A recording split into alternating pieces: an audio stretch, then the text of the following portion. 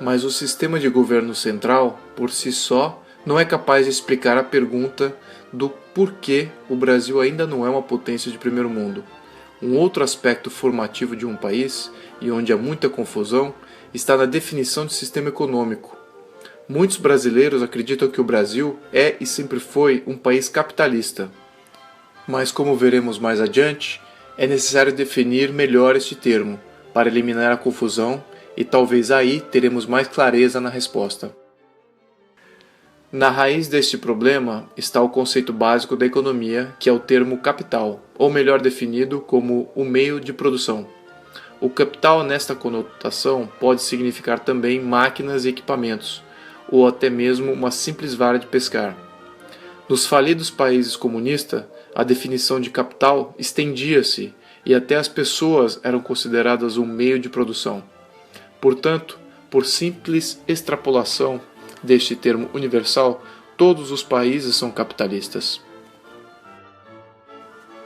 Então, qual a diferença entre o sistema comunista e o sistema capitalista, como entendemos hoje? A diferença está na propriedade do capital. O sistema comunista pressupõe controle total dos meios de produção e monopólio de governo em todas as áreas da economia, ao passo que o sistema capitalista pressupõe capital privado individual e em competição via mercados livres de governo. As variações que existem entre essas duas formas de sistema é onde há confusões. Antes de irmos adiante, vamos definir também livre mercado, ou mercado livre. Basicamente, é um sistema autorregulado, no qual todas as entidades são livres para transacionar uma com a outra e definem seus preços, sem interferência de governos. Mas quando há coerção pela força, perda excessiva ou dano físico, o governo intervém para proteger direitos dos agentes envolvidos no livre mercado. Isso protege a integridade do mercado como sendo livre e limita a intervenção do governo em seu funcionamento. Outro termo importante é propriedade privada. Para que haja propriedade privada, 4 aspectos têm de ser respeitados: registro, controle, posse e direito de venda. Em um sistema capitalista, ter propriedade e liberdade andam de mãos dadas. Num sistema capitalista, o capital é de propriedade privada e de controle privado. No sistema socialista, o capital pode ser tanto de propriedade privada como de propriedade do Estado, mas o seu controle é sempre do Estado. O Manifesto Comunista de Karl Marx é bem explícito em destruir e abolir a propriedade privada, acreditando, portanto, ao Estado toda a criação do bem-estar e do desenvolvimento econômico. Como a história comprovou, em todos os estados socialistas e comunistas, o capital controlado pelo Estado resultou em preços altos e qualidade baixa. Sem competição, não há melhorias na entrega de produtos e serviços, e todo progresso se estagna e o Estado quebra. Por outro lado, num sistema capitalista, é notável presenciar preços baixos e qualidade alta de produtos e serviços, exatamente porque o capital privado está competindo. A livre competição resulta em progresso e excelência, e historicamente, todo país que adotou este modelo presenciou avanços socioeconômicos de maneiras sustentáveis.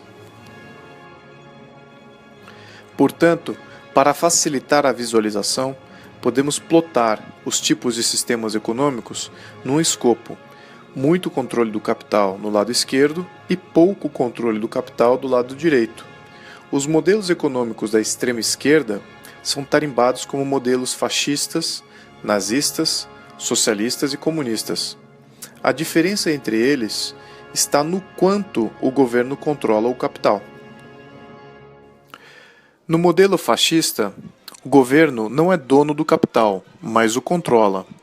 Na Itália fascista de Mussolini, apesar do Estado não ser dono de empresas, ela os controlava. O Estado dizia aos donos do capital o que produzir, quando produzir e o quanto produzir, aonde comprar matéria-prima, quem empregar, quem demitir e que preço auferir. O resto, ele deixava para os donos decidirem. O modelo fascista era mais eficiente do que os outros modelos de controle de capital, somente concernente ao fato de que os donos acreditavam que eles eram os donos do negócio. Mas o governo controlava todo o sistema, por uma miríade complexa de tributos e regulamentações. No modelo nazista, que significa nacional-socialista, seus proponentes foram um passo além, e o Estado estatizou algumas companhias estratégicas, assim como a Volkswagen.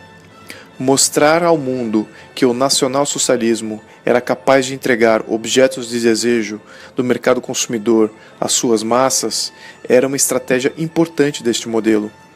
No entanto, Hitler não estatizou outras empresas gigantes, pois ele poderia controlá-las, com regulamentações, assim como os fascistas o faziam. O socialismo é o sistema no qual o governo adquire posse de parte ou de todo o capital das grandes empresas, estatizando vários segmentos da economia, que julga estratégico, assim como bancos, transportes públicos, comunicações e eletricidade. Vamos deixar claro que no modelo socialista, o Estado controla toda a economia e o capital privado é muito limitado. Através do controle de setores estratégicos e a criação de vários agentes reguladores, o governo controla todos os demais segmentos. Finalmente, no sistema comunista, todo o capital é do Estado e controlado pelo Estado, sem nenhum espaço para a propriedade privada. A história do século XX viu a ascensão e queda deste modelo econômico. O modelo foi desenhado e refinado nos séculos XVIII e XIX, mas somente com o advento da Revolução Industrial foi que este modelo se apresentou como uma ideologia capaz de corrigir os erros e injustiças da economia de livre mercado. A experiência histórica mostrou exatamente o oposto, pois modelos econômicos de livre mercado sobreviveram e entregaram melhorias a todas as camadas sociais, ao passo que a economia comunista dirigida não se provou sustentável em nenhum país que o adotou.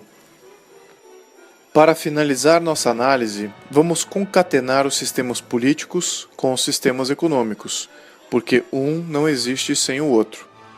Vemos que há somente duas alternativas no mundo: uma economia de livre mercado, regido por um Estado de direito, ou uma economia de controle central, regido por uma oligarquia.